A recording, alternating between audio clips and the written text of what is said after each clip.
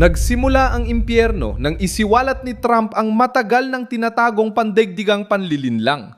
Ngayong Lunes, ika-25 ng Mayo, 2026, inugnay niya ang kasunduan sa Iran sa panawagan na ang mga bansa tulad ng Saudi Arabia, Qatar, Pakistan, Turkey, Egypt at Jordan ay sumulong sa Abraham Accords kasamang Israel. Habang may obligasyong pangako ang NATO sa Ukraine, nagmamadali namang tumanggap ng bigas mula China ang Cuba. Sinisikap ng Tehran panatilihin ang kontrol sa Hormuz, habang ang kaliwa ay tinitingnan ng protesta sa Caracas na parang laban sa Washington ang mundo.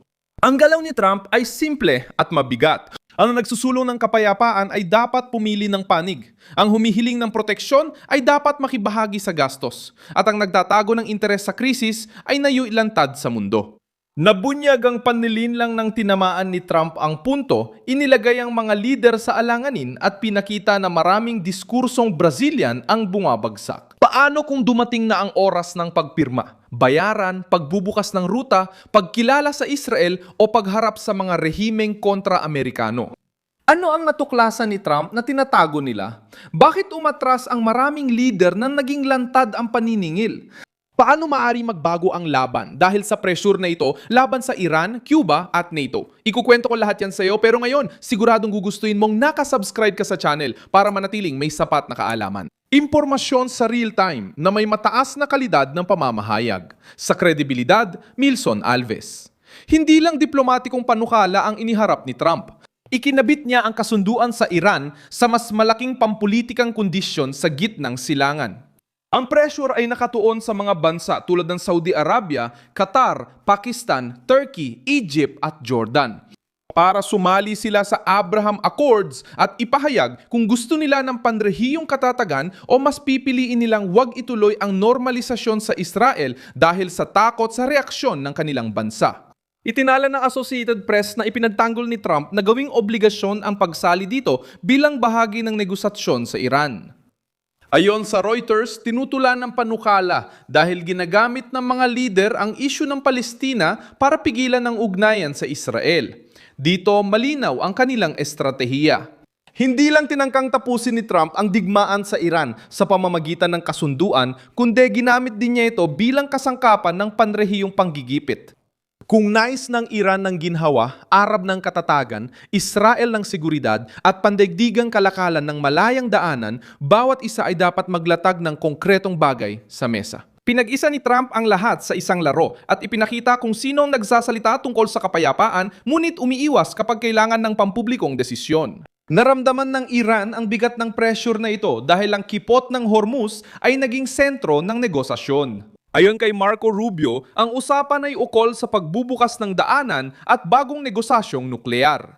Habang nagtungo sa Doha ang mga opisyal ng Iran para talakayin ang posibleng solusyon sa halos 3 buwang sigalot laban sa Estados Unidos. Iniulat ng internasyonal na media na ang mga sensitibong issue ay tumutukoy sa inventaryo ng uranium ng Iran, mga naka-freeze na asset, mga sanksyon at patakaran sa pagdaan sa dagat. Pinatitibay ng kilos kasama ang Oman ang pananaw na ito. Naghahanap ang Tehran ng magkasanib na mekanismo sa seguridad sa kipot ng Hormuz.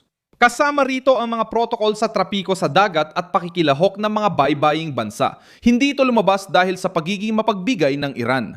Lumalabas ito dahil ang pressure ng militar, ekonomiya at diplomasya ang naglagay ng isyung ito sa sentro ng usapan. Gusto ni Trump ng bukas na ruta mga barkong dumaraan at mas konting puwang sa panggigipit sa dagat. Nalantad din ang NATO. Ang plano ni Mark Rutte ay naglalayong ang mga kaalyado ay madlaan ng 0.25 ng GDP bawat taon para sa tulong militar sa Ukraine. Hinarang ng United Kingdom, Pransya, Italia, Espanya at Canada ang panukala at bumagsak ang plano dahil sa kakulangan ng nagkakaisang suporta. Mahalaga ito dahil ipinapakita ang pagkakaiba ng salita at obligasyon. Kapag kailangan magpahayag laban sa Moscow, marami ang malakas magsalita. Nang gawing formalang obligasyon, umatras ang ilang miyembro ng alyansa. Hindi na kinailangang gibain ni Trump ang naratibo ng NATO. Ipinakita ng panloob na pagtutol ang limitasyon ng sigasig ng Europa sa digmaan. Lumilitaw din ang Taiwan sa isa pang bahagi ng parehong usapin. Ang pagbebenta ng armas na nagkakahalaga ng $14 bilyong para sa Taipei ay napagpaliban dahil sa tensyon sa gitnang silangan at muling paglapit sa Beijing, ayon sa Washington Post. Sinusuri muna ni Trump ang inventaryo, panganib at prioridad bago magbukas ng isa pang sensitibong larangan sa Indo-Pasipiko. Ipinapakita ng debat sa mga bala na kailangang pang-isipan ng Estados Unidos kung saan ilalagay ang bawat pakete ng militar, lalo na't sabay-sabay pa nitong hinaharap ang Iran, Ukraine at seguridad sa Pasipiko. Ang usapan ukol sa bala ay naglalantad ng panlilinlang. Ayon sa mga analistang nakausap ng Al Jazeera, maaaring ang pagbaba ng mga inventaryo ang isa sa mga dahilan kung bakit pinag-iisipan ng Washington kung muling papasukin o hindi ang digmaan laban sa Tehran. Sa maraming taon, ang militar ng Amerika ay naitodo sa labanan, panlabas na tungkulin at industrial na pagdepende. Ngayon, si Trump ay lumalabas bilang pangulo na kailangan magdesisyon batay sa aktual na inventaryo, hindi sa magagandang talumpate sa gabinete. Hindi napapanalo ang digmaan sa kabisadong linya lang. Kailangan nito ng misil, bala, lohistika at gumaganang pabrika. Sa India, tinanong si Marco Rubio tungkol sa rasismo laban sa mga Indian sa US habang nga sa opisyal na pagbisita sa New Delhi. Sumagot siya na bawat bansa ay may mga taong hangal. Ngunit sinabi niyang yumaman ng Estados Unidos dahil sa mga taong dumating, naging Amerikano, nakibagay sa paraan ng pamumuhay at nag-ambag sa bansa. Nagkaroon ng reaksyon sa sinabi niya, pero ipinakita rin nito ang depensa sa asimilasyon. Hindi tinuturing ni Rubio na hungkad na islogan ang imigrasyon. Tinalakay niya ang pagpasok, integrasyon at tunay na ambag sa proyektong Amerikano. Ang Venezuela ang nagsilbing pinakasimbolikong larawan ng reaksyong kontra Trump. Sa Caracas, sinunog ng mga kaalyado ni Nicolas Maduro na nagpuprotesta ang mga larawan ni Trump at Marco Rubio gamit ang eksenang ito bilang patunay ng pagtutol ng masa sa Washington. Kapag sinusunog ng mga Chavista sina Trump at Rubio, ipinapakita lang nila kung sino ang natatakot sa pagbabalik ng mahigpit na patakarang panlabas sa mga sosyalistang rehimen. Hindi buong mundo ang nagsasalita. Estruktura itong ideolohikal na nagre-react dahil itinuturing ni Trump at Rubio na mga isyong pangseguridad ang Venezuela at Cuba sa hemispero. Kinumpirma rin ng Cuba ang pattern na ito. Ang isla ay tumanggap ng 15,000 tonelada ng bigas mula sa China sa pantalan ng Havana bilang bahagi ng nakatakdang 60,000 tonelada habang humaharap sa matinding krisis.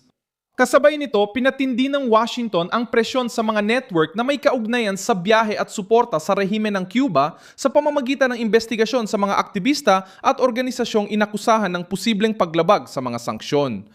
Nagpadala ng pagkain ang Sina. Umaasa ang Cuba sa tulong mula labas. Sinabi ni Marco Rubio na maliit ang tsansa ng kasunduan sa Cuba dahil sa pamunuan nito at mga ugnayang pangseguridad sa mga kalaban ng Estados Unidos. Nalalantad ang pandaigdigang panlilinlang dahil lahat ng mga pangyayari ay sumusunod sa parehong lohika.